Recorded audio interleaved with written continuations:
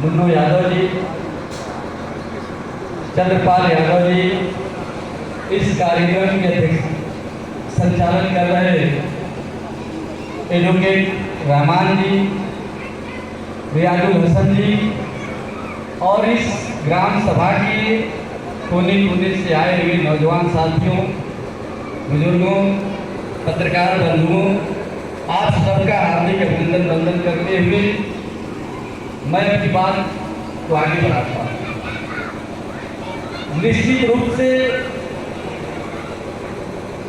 अगर किसी व्यक्ति की पुण्यतिथि मनाई जाती है तो कहीं ना कहीं वो समाज के लिए, कहीं ना कहीं क्षेत्र के लिए, जनपद के विकास के लिए अपना योगदान जरूर दिया होगा। मैं उनके सानिध्य में तो कभी रहा नहीं, लेकिन लोगों के माध्यम से यह जरूर जानना हूं कि आपने अपने जीवन पर्यंत इस क्षेत्र के विकास के लिए, नौजवानों की शिक्षा के लिए और इस क्षेत्र में समतावादी विचारधारा को प्रचारित करने के लिए अपना जीवन उन्होंने इस समाज को समर्पित किया। मैं ऐसे विभूति को मां सरस्वती के पावन पवित्र सरजमी पे प्रणाम करता हूं, श्रद्धा का सुमन अर्पित करता हूं।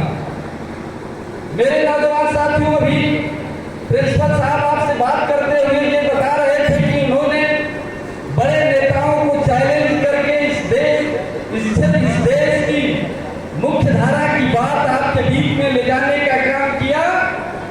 उन्होंने किसानों के दर्द को समझा, उन्होंने बुनकरों के दर्द को समझा, इस क्षेत्र के नौजवानों और छात्रों की आवाज उठाने का काम किया अपनी लेखनी के माध्यम से। ऐसे विभूति को मैं प्रणाम करता हूं, उनके कोट कोट चरणों में अपनी श्रद्धा सुमन अर्पित करता हूं। अब मैं आज अगर किसी राजनीतिक व्यक्ति की बात हो और देश की हालात पे चर्चा न हो तो मुझे लगता है कि उस व्यक्ति के जीवन पे, उस व्यक्ति के श्रद्धांजलि सभा में हम लोगों को बात करना थोड़ा उनके साथ नाइंसाफी हो सकती। मैं जानता हूं इस कार्यक्रम में तमाम समाज सेवी और तमाम पार्टी के लोग भी हैं, लेकिन जो इस समय वर्तमान में हालात हमारे देश की है, एक तरफ किसान बदहाल है तो नौजवान बेहाल है। शिक्षा का आयाम यह है कि विद्यालय तो है लेकिन विद्यालय में शिक्षक नहीं है, और जहां शिक्षक है वहां विद्यार्थी नहीं है। लेकिन ये सरकार कहती है कि हम समतावादी विचारधारा और समतावाद सबको समान शिक्षा का अधिकार देना चाहते हैं। निश्चित रूप से डॉक्टर भीमराव अम्बेडकर जी के द्वारा दिए गए संविधान में इस देश के प्रत्येक नागरिक को शिक्षा का अधिकार मिला हुआ है, लेकिन जो वर्तमान में महंगाई का आलम है, मैं समझता हूं कि ग्रामीण अंचल का कोई भी नौजवान साथी उस शिक्षा को नहीं ग्रहण कर सकता है जिससे इस देश की तकदीर और तस्वीर लिखी जा सके। आज नेताजी के विचारों को लेकर के आप जगदीश यादव जी ने ये जो हम लोगों को आपके बीच में बोलने का अवसर दिया, आपसे बातचीत करने का अवसर दिया, मैं ऐसे सुपुत्र को बधाई देना चाहता हूं, धन्यवाद देना चाहता हूं कि हम लोगों को आपके बीच में आने का अवसर मिला।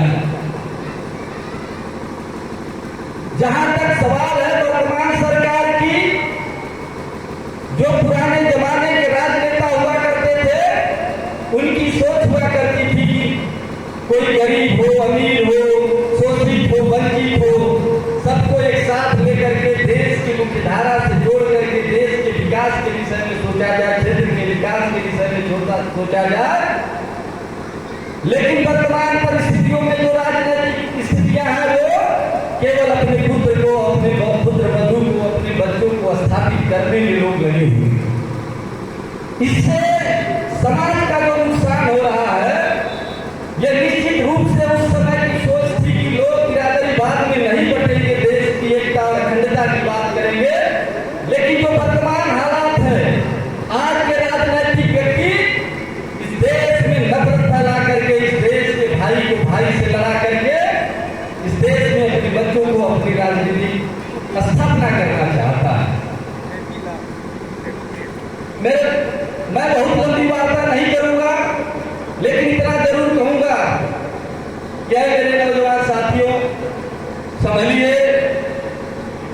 इस समाज को अगर आपको नई दिशा देना है, इस देश को आगे ले चलना है, अपने नौजवान बच्चों को और नौनिहाल बच्चों के चेहरे पर मुस्कान देखना है, तो कांग्रेस पार्टी की उस नीतियों को अपनाना होगा जहां हमने सबको समान रूप से अवसर दिया। लेकिन वर्तमान सरकार आपके बीच में नफरत फैला करके देश की एकता और अखंडता को खंडित करना चाहती है। देश के इंसानों को आतंकवादी शब्दों से संबोधित किया जाता है।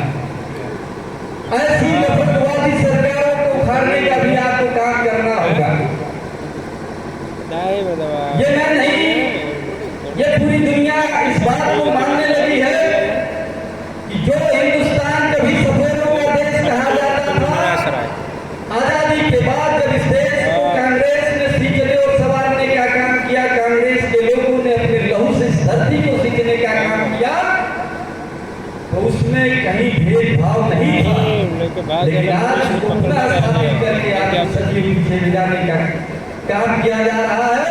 इन सभी बातों से आप सतर्क होकर के ऐसी महान विभूतियों के विचारों पर पर चल करके इस देश को संवारने का, इस क्षेत्र को संवारने का काम करेंगे। जय हिंद।